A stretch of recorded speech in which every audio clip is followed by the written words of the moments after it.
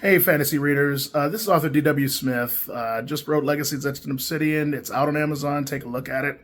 I just had a new reader ask me a question in email that came up about an hour ago, and I sat down and thought about it because I've been talking about how it's built different for people that want something different. They asked me to define that a little better, and I thought about it. I was like, that's a fair question. So. Uh, my take on it is very simple. Uh, Most stories are a straight narrative, right? There's a clear beginning, a middle, and an end, right? Even in the books that come in between or beginning and end. Well, Legacy's Ascension Obsidian is right now slated to be a trilogy. The first book is written and out. Go get it. Get it off Amazon. The second book is written. It just has to be edited. Now, how is it different? I mean, structurally, for one, Legacy's Etched in Obsidian is made in the form of sagas. See, there's a pantheon that's in it, and each of the, how in Greek mythology, each, deity has, various stories, various things about them that are communicated in the story, and those communicated things are meant to explain something in the world.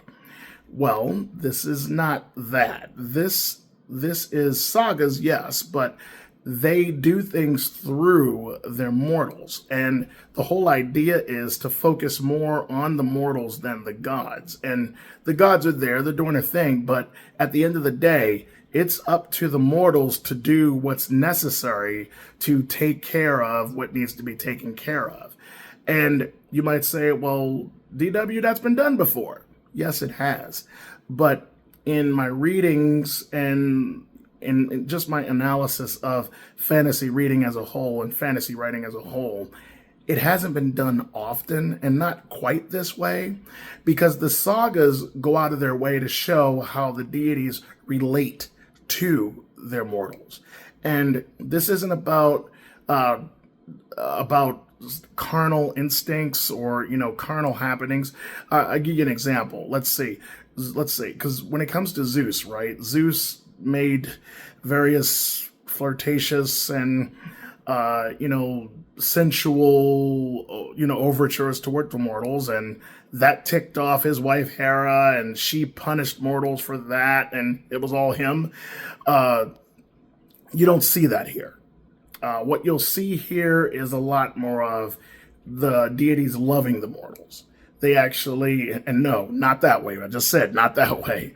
What I mean is that they actually care for them. They nurture them. They do their best to guide them towards the end goal. Sometimes they actually tell them the end goal and hope they get there. But generally speaking, the deities are a family themselves. And while the mortals are beneath them, yes, in the order of things, the deities work to show the mortals that they can be more than what they currently are. So that's the big deal of what's different. Uh, these mortals have their own hierarchies, their own social structures, and this world was crafted to make you a part of them. Yes, that's right. You, the reader, are meant to be a part of this world. Now, it's not like a choose your own adventure book where it's interactive, go from one page to the other, and, if you choose this, go to that page. No, but it's meant to give you agency by teaching you about its world along the way. So not only will you understand the money system of this world and the magic system of this world, at some point you might think that you can cast a spell here or go to the marketplace, and there's a couple of them, but the idea is I wanted the readers to have a little more agency than some of our other popular shows. Yes, they're popular. Yes, they've got tropes. Yes, we fall in love with them. But it's a rinse, lather, repeat formula. And Legacy's Etched in Obsidian has its own formula.